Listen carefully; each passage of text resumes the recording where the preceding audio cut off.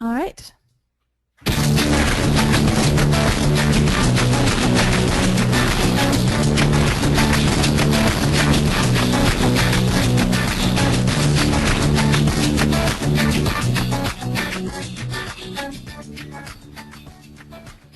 morning, everyone. My name is Cherish, and I work with customer relations here at Clip Software.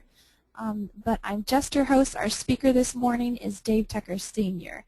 He owns a few different companies, and even though they are in different industries, software, landscaping, and even real estate, they all have one thing in common, and that's numbers.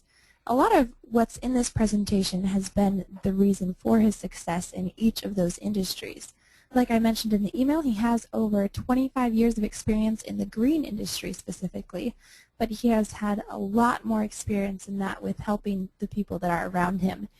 His interesting fact for today is that when he was only in second grade learning about Roman numerals, he decided to make a 4-page handout translating between Roman numerals and numbers. He made 3 copies by hand. He didn't have a copier back then, and gave them to his teacher, his classmates, and then kept another one for himself. And ever since then, he's always enjoyed providing tools to help people do things easier. And that's what this webinar is today. Like I said before, this will be our last webinar on business principles for a while, and throughout the summer months, we'll only be doing them the first Friday of each month.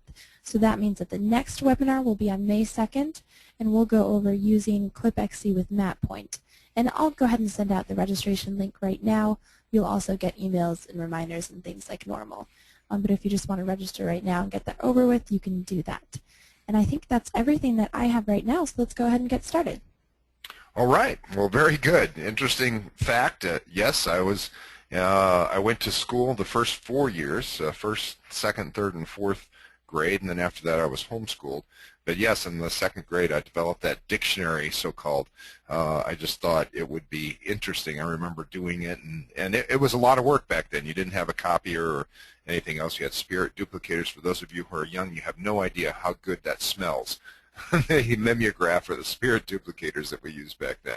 Those of us that are my age will understand what I'm talking about, and you remember those pages that you would get with the purple ink on it. Anyway, so today we're going to talk about management by measurement, and the big theme to this whole thing is you get what you inspect and not what you expect. So what are we expecting right now? What do we expect from this webinar? And what we expect is we expect that by the time I'm done with this, and by the time I've walked you through all the slides and all the presentation and stuff, you'll be able to look at your company in a little bit of a different manner. You'll be able to see that you need to measure everything about your company, and you'll be able to come back with some ideas on how to measure everything in your company. And if I accomplish that, then I've accomplished my goal, which is to try to get you to think about measuring more things to try to make your company better. So the first thing I want to talk about is if you measure it, it will improve. I learned this from a book a long time ago, and it's actually quite normal if you think about it. With almost anything in your life, if you measure it, it's going to improve.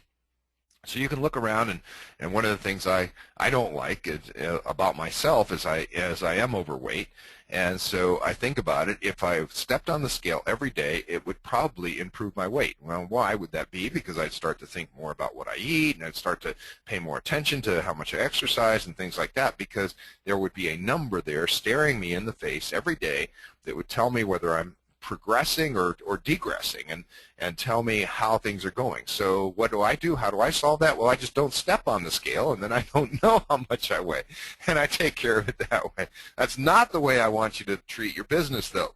And the point of the matter is, if you measure it, it will improve.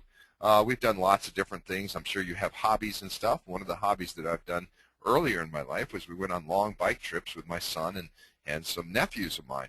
And we would measure. It was so much easier to go on these bike trips if we had a speedometer on the bike. And only a couple of us had speedometers, so we would be the pace setters. We would be the people who would get in the front, and we would keep it at either 11 miles an hour or 12 miles an hour, whatever we decided, and we'd just try to keep it right there. And because we were measuring it, then we had the progress that we wanted to have, and we would get to the destination at the time that we wanted to get there. If we didn't, it tended to go fast and it tended to go slow and go back and forth on this thing, and it was just much more of a pain. So the question is, with your company, when you look at your company and you think about it, what is your biggest pain that you have in your company? Is it productivity? Is it complaints? Is it equipment breakdowns? What is it? Is it sales? Is it marketing? What is your biggest pain in your company right now? I want to give you a second to think about that. You just set that in and maybe write it on a piece of paper there to the side or something, and just think about it and say, what is my biggest pain in my company at this moment? Now, my point is, if you start measuring it, it's going to improve.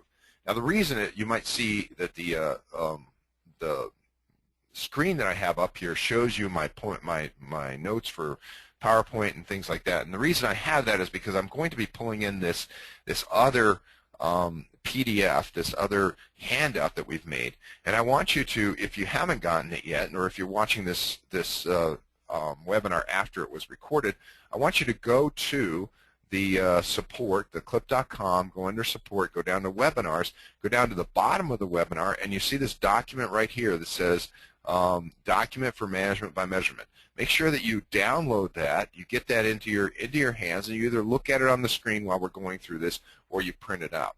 I'm going to be referring back to this quite often, and the first page of this looks like this.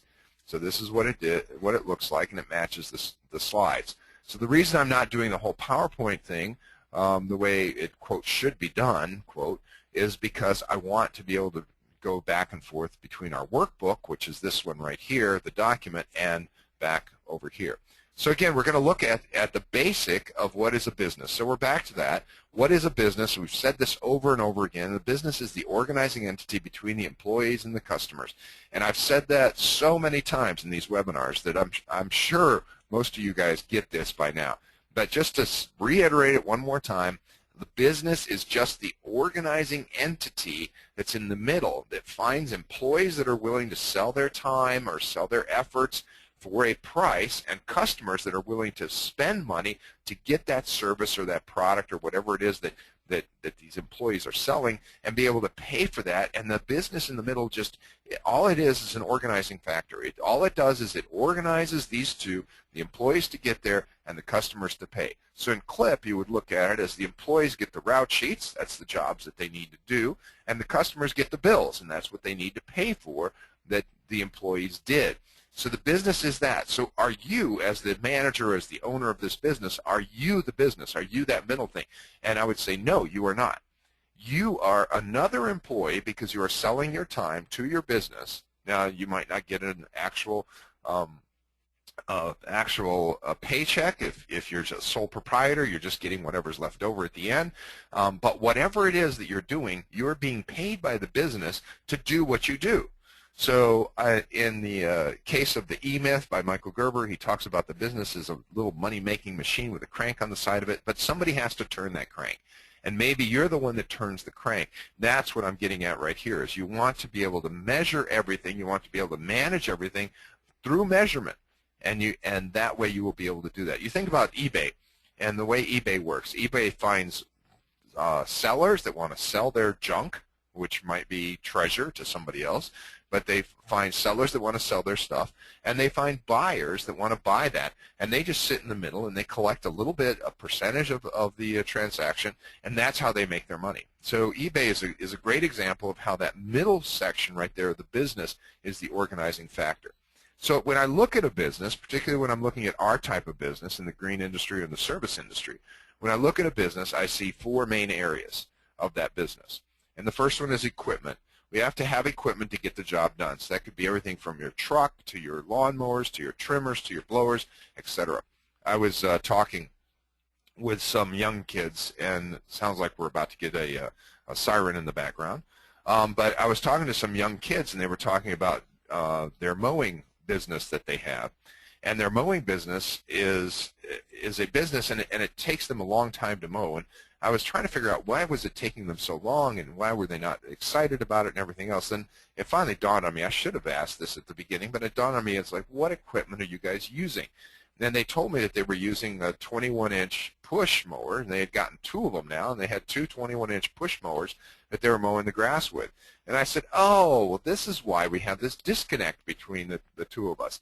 It's as if you were saying it's too hard for me to go from here to there. It's 20 miles away or something like that. And I say, I don't know why it's so hard to go from here to there, but the difference is you're riding a horse and I'm in a Porsche with air conditioning. And when we look at those two things, like, well, of course, now I understand. I understand why you're having these problems. Well, they had the wrong equipment for what they were trying to do. You're not going to be able to make a professional lawn maintenance company using 21-inch mowers. I know there are exceptions to the rule, and I know there's at least one or two companies out there that use only 21-inch. But for the most part, you've got to have this professional equipment. That's why it exists. So your equipment is very important to you. Equipment has to work, has to be there, has to be doing. The second part of your business that we're going to talk about is employees. Employees, obviously, you're not going to be able to get anything done unless you have employees. And you're going to have those employees. Remember, the business is the organizing factor between the employees and the customers. So we're going to talk about how do we measure the employees? How do we measure what those are? And then customers, we've talked about that, and we'll talk about, just touch on that a little bit of how we measure our customers. But then the last thing, the fourth thing, is management. How do we measure the effectiveness of our management? Wow, that is the key to everything, because if I said that the business is basically the organizing factor between the customers and the employees, then what's in that middle part? That middle part is management. It's everything. It has to do with how you manage everything from money to employees to equipment to everything. So the management is actually one of the most important parts of this whole business venture that happens. So how do you measure each one of these? Equipment, employees, customers, and management. And that's what we're going to do.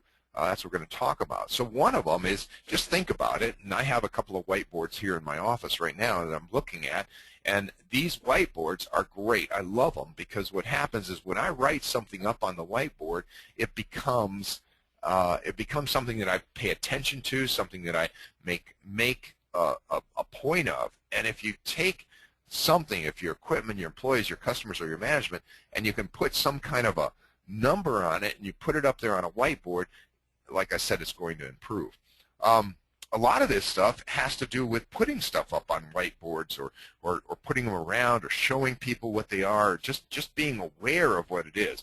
I had this terrible problem back at my house. I created a cement parking area because we have a lot of cars that come in and stuff like that. Had this cement parking area, and people were parking all over the place. They're parking in the middle. They park 5 feet away from another vehicle, which is not enough to park a vehicle in between, but it's too much. It's just a waste. And I'm batting my head against the wall trying to figure out how am I going to solve this. And yes, I could yell and scream at people constantly and say, why don't you guys park right, and blah, blah, blah, blah, blah. Then it dawned on me, you know what? Everybody is used to a parking lot with lines. And if I put lines on the parking lot, everybody's going to park in the lines. Because it's normal, it's natural, it's in their head, this is what they are. And so that's what I've done, is I put these lines, and all of a sudden most of my parking problems are gone, are taken care of. Now that was very easy. What I did is I put a number up on the board, per se. To me it was a number of feet. I forget how many feet I put, 10 feet between or something like that. And I put that number up there, and I say, this is where you're going to park in these lines, and everybody automatically starts parking in those lines.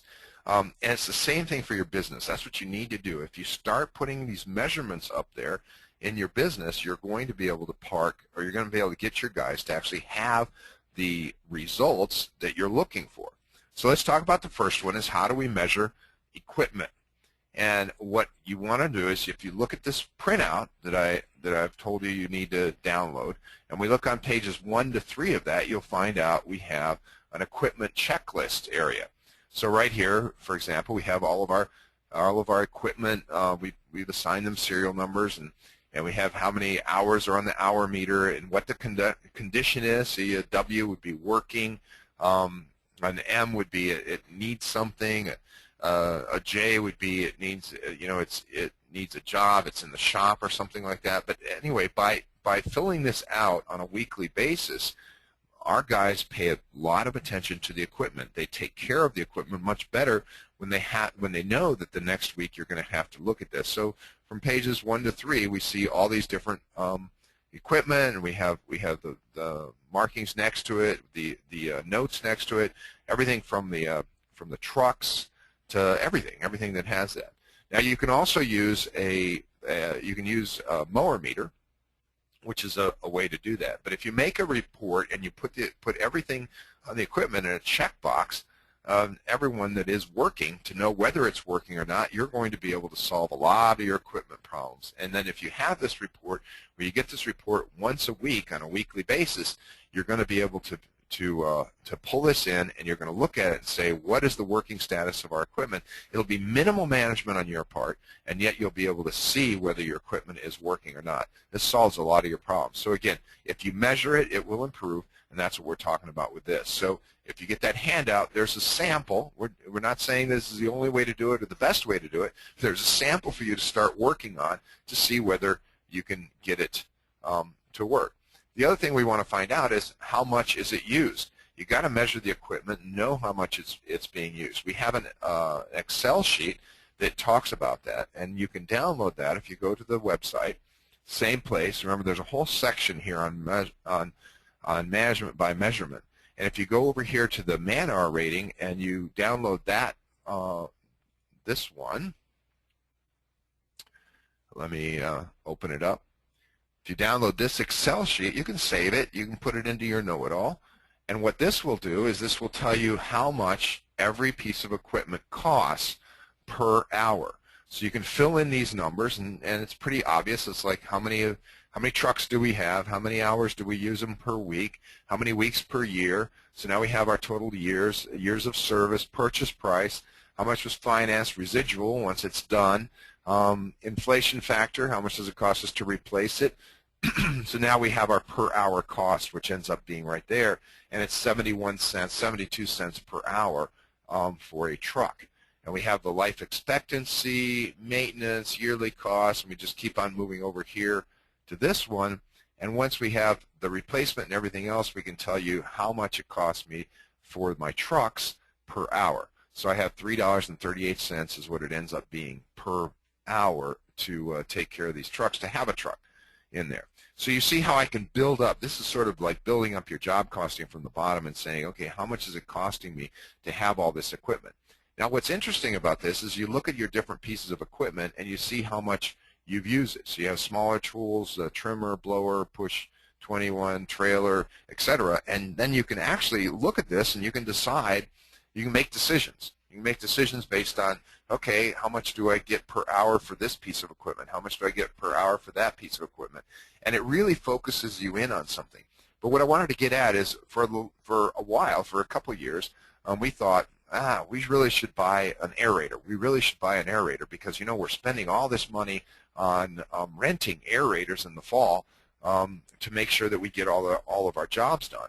And we ran these numbers through this spreadsheet, for example. This is one place where it actually did a lot of work for us right here, is we run our aerator through this, and we found out that, no, it was a lot cheaper to pay the rental place, even though you're paying hefty prices on this rental place. But it was a lot cheaper to pay the rental place to rent the aerator when we needed it instead of buying a new one and having to maintain it ourselves. But this spreadsheet answered that question for us. Now, things have changed. Our company has grown, and aerators now, we found an aerator, went to GIE, and we found an aerator that actually does a whole lot of other things for us besides this, and we decided this year to buy it. And we spent quite a bit of money. I think it was $12,000 on this aerator to get it's top of the line, has all these things that add to it and all that kind of stuff. But we got this.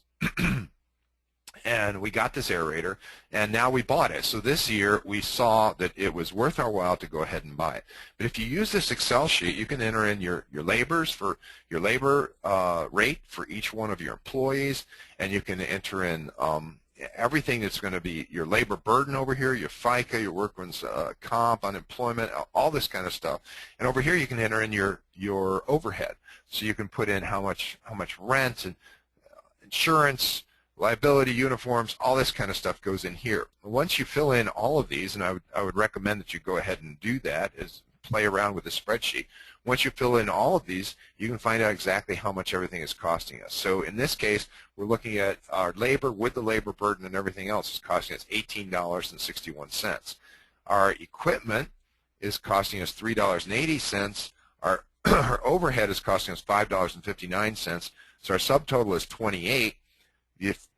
If our employee efficiency is only at 90% efficient, we're not 100% efficient, then that's going to make our cost really be $30.80 per man per hour. If we want to make a 12% profit, we're going to have to charge $34. A lot of people ask us, like, where do you come up with this $45 per man per hour? Well, this is a starting place right here. And this is where you can actually fill in these numbers, and you can get a starting place as to what my number should be, what my hourly rate should be for man-hour rate for my company. And so use this spreadsheet to figure that out. If you spend a little time, probably take you an hour, maybe an hour and a half, spend a little time and fill in all these numbers, you'd be able to then come out here and feel fairly confident that I need to make, in this case, with this fictitious company here, I say I need to make $34.50 per man per hour, which means I can translate this back into CLIP, and I can say, okay, if I'm charging the customer $100, then what I need to do is divide 100 by 34.50, and I will end up with 2.8 or something like that. This is a 2.8 job. And that translates straight over to my customer, to my employees, and tells them how long they should be on that job. If they're there any longer than that, it's starting to cost me money. If they're there for shorter the period than that, I'm starting to make money. So, so you can use this spreadsheet. It's all there. There's a lot of stuff right here. I'm going to say don't save. There's a lot of stuff right in this section of our website right here. A lot of stuff that we're talking about is going to be here. So that one right there was under the man-hour rating. That's to come up with the man-hour rating. Why are we talking about that during equipment? Well, we talk about equipment because it has to do with how much the equipment costs me in making those. So see the Excel sheet for that. Then you divide the hours used by the cost of the equipment and its life expectancy, and it gives you exactly how much this piece of equipment is going to be worth to you. We tend to be, those of us in the green industry, we tend to be equipment hogs. We tend to enjoy having equipment, like having equipment and all that kind of stuff.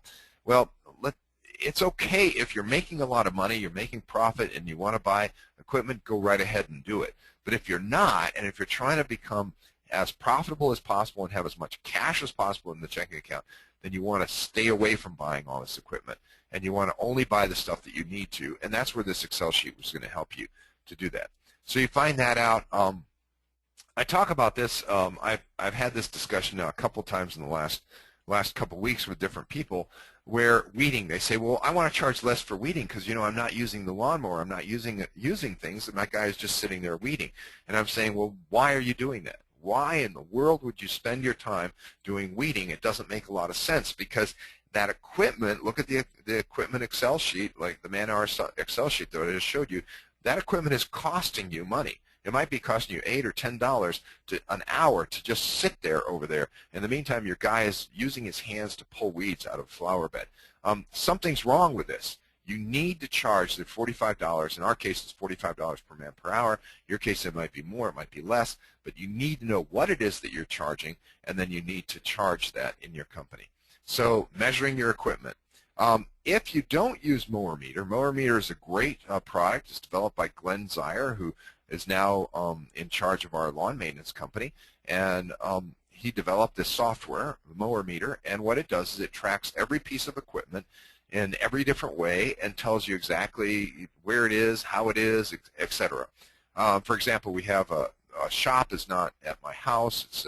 It's probably a half-hour away, and I had borrowed a lawnmower. I had brought it over to my place because I was showing it to this young guy who was starting his own lawn maintenance company, and I said, here, why don't you come over here and try it out, see what a professional commercial piece of equipment is. And so he did, and he came over, and then I put it away, and I kept it in one of my sheds, and Glenn was using Mower Meter, and he found out that we're missing a mower.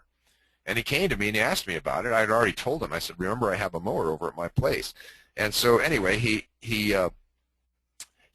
realized because of the Mower Meter software, he realized that he was missing a piece of equipment.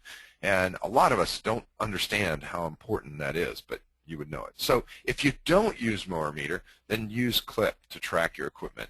And in this, again, in this document that you downloaded, and we're talking about pages 4 to 6 here, we show you exactly how to set it up in CLIP, how to set up your different pieces of equipment in CLIP. So you see we have page numbers. You see the page numbers down here. We have page numbers in each one. So we show you how to set it up, how to create it, how to put in the jobs for it that need to be done, setting up your man-hour rating as to how long it's going to be. So use this manual right here, print it out or whatever you need to do, but get this manual and use this manual then to set up your equipment in CLIP if you're not going to use Mower Meter. Probably better off using Mower Meter, and if you want to purchase that, you can talk to your salesperson, your customer rep over here at Sensible Software. But if not, there it is. So your next thing that we're going to talk about is how to measure employees. So we talked about equipment. Now we're going to talk about employees. The number one product you sell is employee time. If you're in the service business, service industry, which I'm assuming everybody is, you need to measure your efficiency and productivity. So how do you do that? And again, we talk about that in here in this this document again. And here is your employee efficiency report. We have exactly how much you are. Remember we talked about the percentages and are you at 100%? Well, notice this guy is at 135%. He's running 135% efficient. That means he's actually making 1 1/3 on every hour that he works. So every hour that he works, because we pay on piecework, he's actually getting 1 1/3. It's almost overtime the whole time. And he's very good. He's one of our fastest guys. So you can see that, and you can get that efficiency report, and you can find out how efficient he is. Now here's my attempt, and it's just an attempt, but on page 8, okay, so we put in, I tried an attempt to see if I could put a number on the value of each one of my employees. So again, this spreadsheet is available to you. Just go to our website. You can download it right where I've been showing you. But you might want to tweak it. You might want to have your own columns and everything else. But I thought that by using the productivity and efficiency and adding things like this column right here that says, is he on time? Equipment repair, how many times do I have to repair something because of it? Damage to the property. Customer service, how easy is he with our customers? Do our customers like him? Customer acquisition, does he leave flyers and get new customers? Customer retention, have some of my customers left because they've been offended by him. And then over here I have one that's manageability. You know, 5 is easy and 1 is hard. So you can put numbers in there and you can say, well, I have this employee and he produces a lot, but he's such a pain to deal with. You guys know what I'm talking about. So if you keep on these, I have efficiency and productivity of dollars and man hours, how much is the total that he produced, etc. Trying to take all the things that make a good employee and trying to boil them down into a number where I can now look at this and I can say this employee is worth this to me. And in that I can bring this all the way down, and these are points. It's not dollars, it's just points. And I bring it all the way down to a bar graph which shows me which is my most valuable employee based on all these criteria. Now, granted, like I said, this is an attempt to do something, because what I want to do is I want to get you into the mindset of thinking about valuing your employees and on some kind of a scale and figuring out how good these employees are, how much they produce, what is their contribution to the company, and how easy are they to manage. And once you have that number, then you'll be able to decide whether to give raises. You'll be able to decide, you know, how badly you want to keep this employee, etc. So you want to measure their productivity. Productivity is total number of hours they produce, because you could have somebody that, you know, produces fantastically when he's on the job, but he's not there every day. Ugh, what a pain. That's a problem. I'd rather have somebody that produces a little bit less but is very, very steady and keeps going all the time. You see, that's how this stuff works. Another measurement, the effect that an employee has on a productivity team. When I was working many years ago, when I was working in lawn maintenance, they gave me the biggest crew. And I thought at the time it was 4 of us in a truck, and you know how hard it is to be 100% efficient when you have 4 people traveling around. And I kind of complained. I said, why did you give me this, you know, 4 people? I could do so much more with just 2. I could be so much more efficient. And they said because I had the management ability, they wanted me to be on the biggest team because I could have an effect on the rest of the team. I could make other people more productive. Well, that's interesting, and that was part of my value to the company, was that I could take a team and I could make them more productive. And there was another guy who tended to win all of the productivity contests and everything else that we had, but he could only work by himself. So if he went out by himself, he might do 20 hours of work.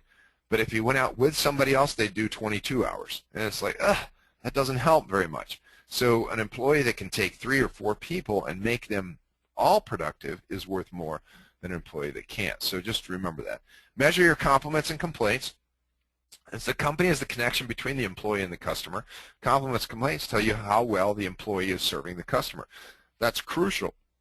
We want to know that. Compliments are worth 10 times more than complaints, because you know people will complain easily, but it's going to take them a lot of motivation for them to actually call you and give you a complaint or give you a compliment. We actually give out $10 for a legitimate compliment. Sometimes. I don't think we do it all the time, but quite often we'll hand out $10 to somebody because a customer calls in and says, I just wanted to tell you that the guys did a great job. We really like what they did. Why? Because you're creating a customer loyalty, and that's something you can build your company on, is that customer loyalty. Whereas complaints have various values. Just because somebody called in and complained, you might have a whiner. Has the customer ever complained? Does he complain every time? Well, you might think about replacing that customer. That's one of them. So where does all this stuff come to? Look at the spreadsheet we were giving you, which I just showed you. It's the one where we try to pull all this stuff together and pull it into one thing and give you a value for each one of your customers. So pages 8 to 10 tell you about that. Then the next thing is we got to measure our customers. So I'll see how to make 30% profit. We have a webinar on it. It's the keys, the four keys to minimal management, maximizing profits. It's on our website. Again, you can see it over here when we talk about job costing. We have money by I think this one, Money by the Hour, Part 1 and Part 2, is also part of it. And we have the identifying your customer, this one right here. The third secret of extreme profit is identifying your customer. That's what we're talking about right there. No, I'm sorry, that's identifying who your best, no, that is identifying your customer in the man-hour rate. So everything boils down to man-hour rate, and that's what we have here. That's what we'd want you to, I want you to take a look at. So that 30% profit, go look at it. Job costing report here is gold. Go to the webinars and you'll see more on that. I'm not going to spend a lot of time on that because we go over that over and over again. So the next thing is measure your customer retention rate. So how in the world do I measure my customer retention rate? Well, one of the ways we do it, and we gave you the instructions here in this PDF again. So if you pull up the PDF and you take a look at it, you look at the next one on starting on page 11. It's like how to see your new customers and your lost customers. And we show you exactly step by step how you can see these customers, how you can create this report. And you notice that we're going through it piece by piece by piece, screenshot after screenshot after screenshot, showing you exactly how to see a list of your new customers and a list of all the customers that have dropped you. So you'd probably want to do this, particularly at this time of the year. You want to be all over this, knowing whether your customers are going up or going down. And I take you all the way to printing out the map and showing you how to print the map on, and seeing your lost customers. And you can see that I have detailed instructions on how to do this. And the last thing I do is you take that and you put that into the inbox. And we'll talk about that in a second, but I wanted to let you see how I've created these manuals. Now we here at Sensible Software, we create manuals constantly all the time because we're always trying to show you how to use the software and everything else. So some people have asked us, how do I create manuals for this? And this is page 23 starts with that, and it has a manual on how to create manuals.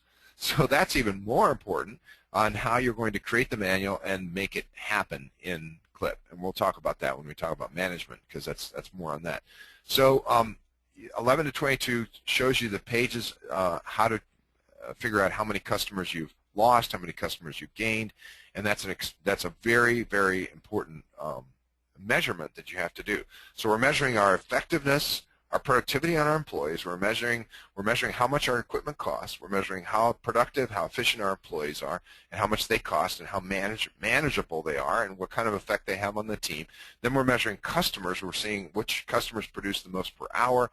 We're seeing our customer retention rate. We're seeing the customers' complaints, and we're seeing whether they match what we're doing. Right now, we're in the middle of this in our own company. We have a customer, and they're calling up and they're like, oh, I wish you did this, and I want you to do that, and I want you to do the next thing. At some point in time, and I told our manager this, at some point in time we just need to drop them.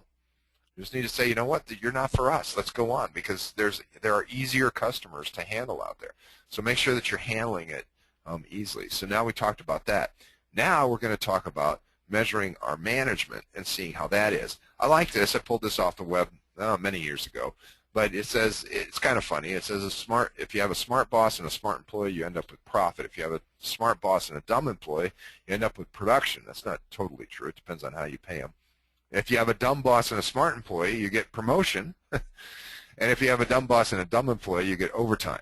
It just shows overtime is such a waste of money, and you should not be paying by the hour. But that's again another webinar. Go into it and see what it is. So if the business is in the middle, and if the business is organizing the employees and the customers together, then the management is the system that sits between there. So management actually becomes the most important thing in your company. So we've talked about how, knowing what customer produces the most is the most important thing. Not really. The most important thing is how do you manage your whole company, and that's where you need to read the E-Myth by Michael Gerber, where he talks about that. He talks about start working on your business, stop working in your business. You need to start looking at your systems and see how your whole thing works. So the number one measure of management is profit. Why? Because that's the existence of this company. It exists not only to make profit, but it exists to serve the customers and everything. But the bottom line, it all boils down to it has to be profitable. If it's not profitable, then you're not going to be able to continue going on this company. I don't know if you all watch Shark Tank, but I think Shark Tank is a really interesting TV show, and you should watch it just for the fun of it. And look at these people, and they're the one that we watched. We tape them and then we watch them later. But the one of them that we watched last night had to do with these ladies that were creating this decoration for a helmet on kids, trying to get kids to wear their helmets more, and they were all their numbers were wrong. All the numbers were off. They weren't selling enough. Obviously, the market's not responding to the product that they have. Their numbers are off, but they just insisted. They said, but we have a passion for this. We have a passion for this. We really want this to succeed and everything else. You know what? Stop. Stop already. And that's what the sharks told them. Said, you guys aren't listening. And at the end, they interview him, and they said, well, how do you like it that none of the sharks wanted to invest in your company? And they said, well, it doesn't matter because we have this passion. It's like my fourth kid, this one lady said. It's like my fourth kid, and I just love it so much. Well, hey, stop. What are you doing? You've got to manage. You've got to have a profit. If you don't have a profit, then something's terribly wrong, and start doing something else. But you know this towards the end of the year. Obviously, yes, you can see your profit, your P&Ls during the year, but a lot of this business comes down to the bottom of the year, the end of the year, and you're like, okay, did I make money or didn't I make money? And so you need to start measuring it more often than that. And the smart boss plus the smart employee equals profit. Okay, so you want the smartest employee you can possibly get, but that doesn't always happen. So sometimes you go with a smart boss and dumb employee, you think, and you get production. But how do you make your employees smarter? And go back to the webinars on piecework, motivating your employees. That's extremely important. But you have to get them to be your partners. You got to get them to come alongside you and be part of your business. So that's part of where you measure your management. But you make them smart also by creating clear manuals for everything. Everything has to be a manual. Everything has to be in a manual and be accessible. You notice, and I show you this over here, you notice that we have a manual when I go up to here on finding your customers, new and lost customers, and the way this works. And you'll see that I have this manual, and it's very clear and very easy to follow. Now, it took me a little while to write this manual. It took me a little while to get into it and put in all the screenshots and put in the arrows and things like that to make sure that my employees knew exactly what it is that I'm looking for.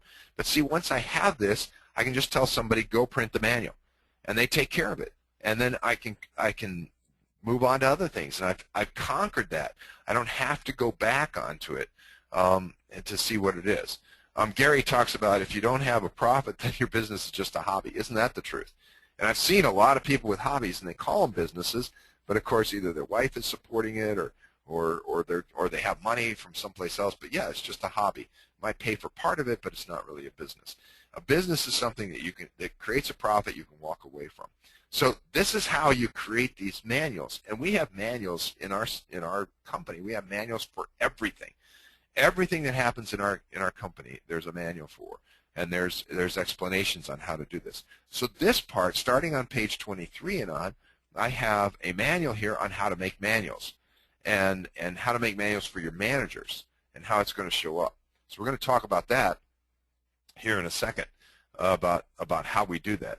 And it's really cool because when you put all this thing together, it just makes it interesting. So let's assume that you now know how to make manuals in Word. So you make manuals from everything from how to answer the question, how to answer the phone, to how to print route sheets, how to do everything that needs to be done is in a manual.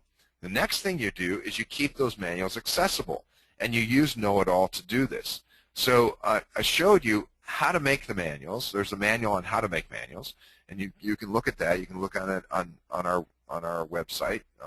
It'll be up here, and it's like making manuals. The document, piecework, how to create manuals right here. So right there you can see that, and that tells you how to create the manuals. But then you take it one step farther. So where you're going to keep those manuals, and you're going to keep them, obviously you're going to keep them in Know-It-All, because you have Know-It-All, and that's what we have. Everything, this is our real Know-It-All for Sensible Software, and I'm showing it to you now. And right here is our Know-It-All. So I have a document on the new customers.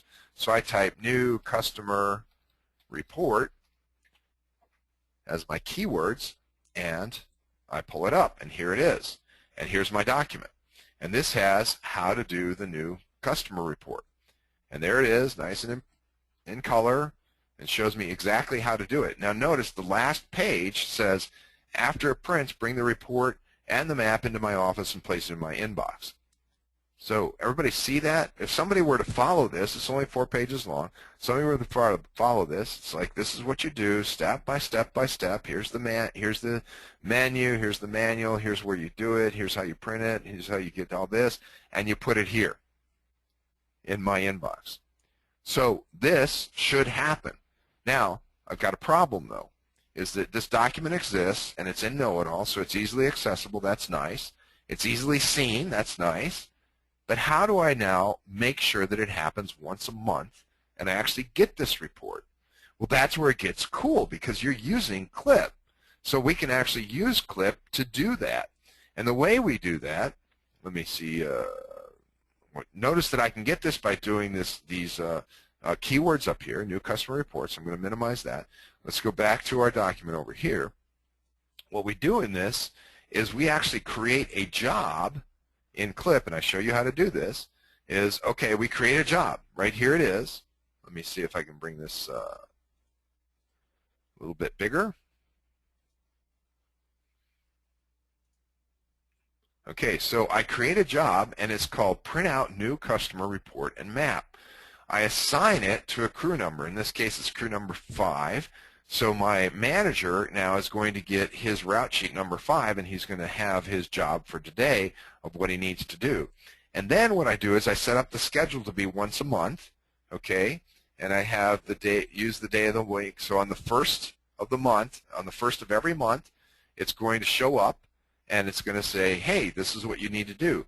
And then in the notes, where I would normally put, for Clip, I would normally put things like, don't let the dog out, what's the combination of the lock, stuff like that. I say, using Know-It-All, enter the keywords, report new customers, and follow the instructions in the attached document. Whoa. So every 1st of the month, the route sheet for the manager will look like this.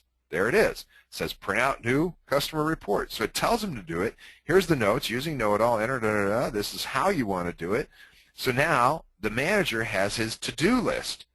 for the manager. And that comes out, and that comes in everything. So here I am creating this report and creating this manual and showing you how to do that on the next pages. So you can say the new document, create now, create the manual in Word, and then I go through exactly how to put the pictures in and how to do all this. I hope you all understand what's happening here. So what will happen is the manager will get a route sheet once a month, every day that there's something for him to do. But I can have different kinds of jobs. I can say, check on the equipment on Friday. So I can set a job up for every Friday, and he has to check the equipment every Friday or Monday or whatever day I want. I can have all kinds of different jobs that I would assign him, and I just put those jobs into Clip, just like it would be mowing the grass or doing something like that. And he gets his own route sheet, and his route sheet shows him every time what it is that he needs to do. So this is so cool because it's using the two really, really valuable tools that you have, which is Know-It-All and Clip, to actually manage your whole company. So the key to productivity with management is to be able to handle a greater amount of gross sales with a smaller and smaller management force. Every manager is overhead. So we looked at our company. We did $700,000 in sales last year in our Clip Lawn Care company, and we looked at it and we said, should we grow or shouldn't we grow? And you know what? We should grow as long as we don't have to add overhead, or as long as it stays profitable. And see, the more that each manager can handle, the more money and the more efficient management is. Because every manager that you have is overhead. So the more I can systematize it, and I hope you've gotten an idea about systematizing your company like this, because you have a route sheet for your manager. The route sheet refers back to Know-It-All. Know-It-All holds the information for you, makes it easily accessible. And with that, one manager should be able to handle a lot more business than before. So let's talk about this. This is really interesting. And if you capture this idea that I'm about to go into, if you capture this idea, it could change your company dramatically. So if I move $1 from management to production, how does that affect my bottom line? Okay, first off, if I take salary that I'm paying a manager, he's an overhead, right? And I'm just going to say $1. Obviously, it's a lot more than that, but let's just talk about $1. If we see the $1, we'll be able to extrapolate where it goes to. So if I take $1, immediately $1 comes off cost, because instead of paying for overhead, what I'm doing right now is I'm taking $1 and it's going into production.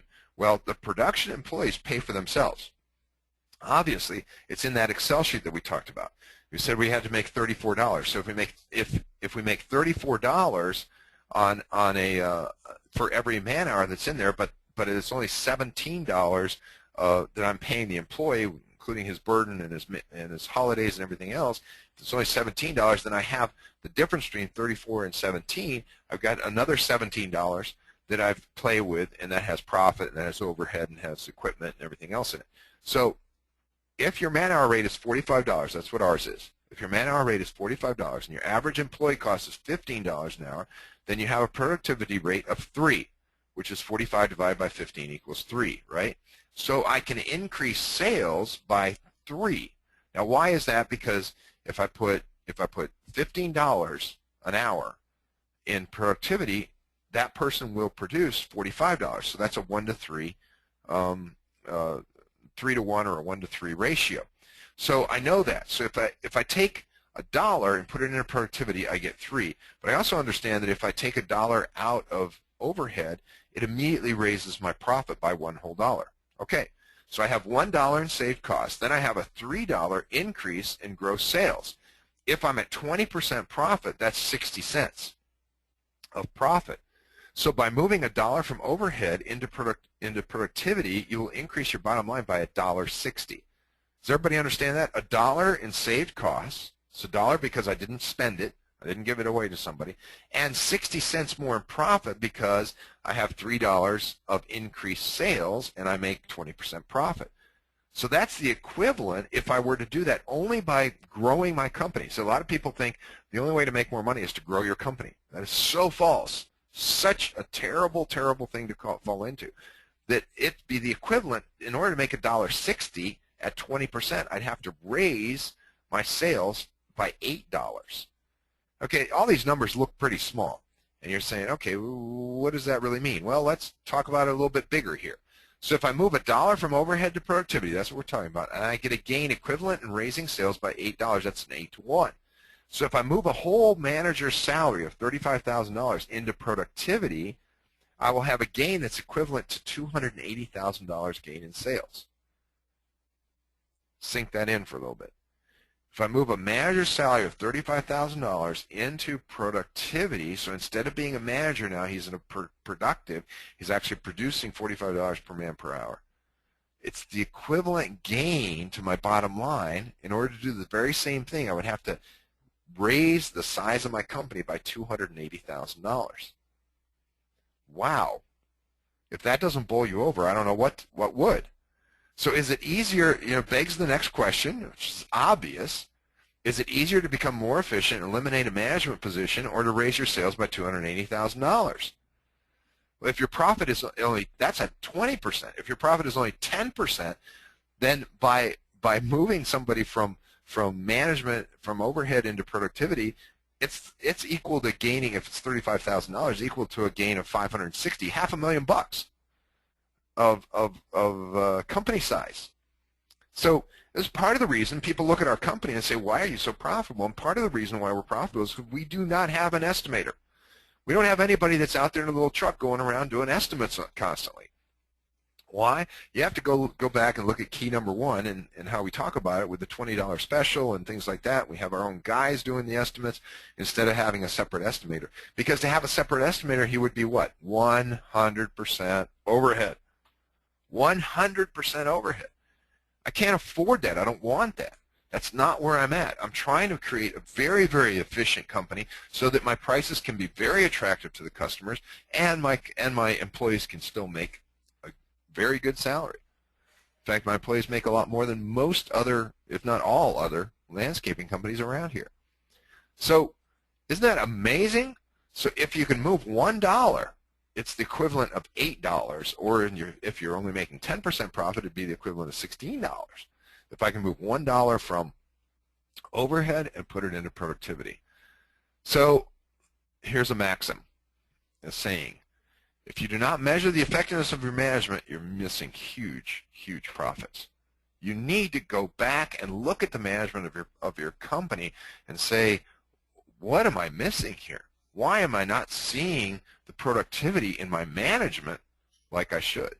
And that's what you really need to do. So remember what we said. We said you've got to measure everything. You get what you inspect, not what you expect. Measure your equipment, measure your employees, measure your customers, and measure your management. Make sure you are not wasting anything by that. Download this handout that we have here. Download the handout and go through it page by page, because it shows you exactly how to do everything. You notice that we even have pictures of the keyboards and stuff. It shows you how to make these manuals, how to put it all together, how to put the jobs into Clip, and how to put everything into Know-It-All so that it's easily accessible. And you can find it, how to add the arrows, and then all you have to do is turn the crank. All you've got to do is turn the crank, and it takes off from that. So that's what you need to do. So that's my point, and that's what I'm trying to say here. It's your turn. Hit me with some questions. Give me some questions, some comments. Let me know if this, does this make sense to you guys? Did this open up anything new? Do you have any questions? What did I miss? What did I not hit? Just tell me what it is what's your response to this? Management by numbers, measuring everything that you do and trying to create a system where you don't really have to be on top of it all the time. It becomes automatic. That's what we're talking about when we say beach management. Go ahead, Cherish. One thing I wanted to mention, we looked at Kia a lot, Know-It-All software, and I think a lot of our customers don't realize that if you are a CPP member, that is if you're using ClipXC, you have a free copy of Know-It-All with that, or it comes along with the package of ClipXC.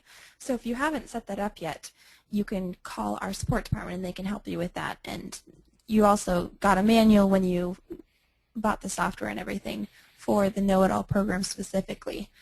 So if some of you were wondering what that is and how you can get that, you may already have it. You probably do.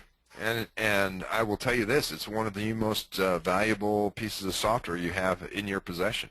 But a lot of people don't see how valuable it is, and they don't install it, and they don't start to use it. But that is such a valuable piece. We could not do what we do without our know-it-all. At least we couldn't do it as well as we do it.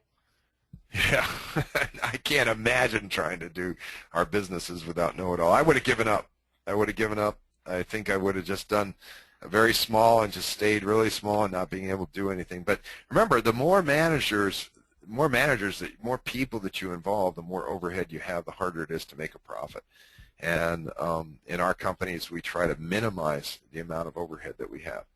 So that's the way it is. I don't see any other questions, any other comments about this. So I guess, Cherish, I'm going to hand it back to you. We're just about out of time.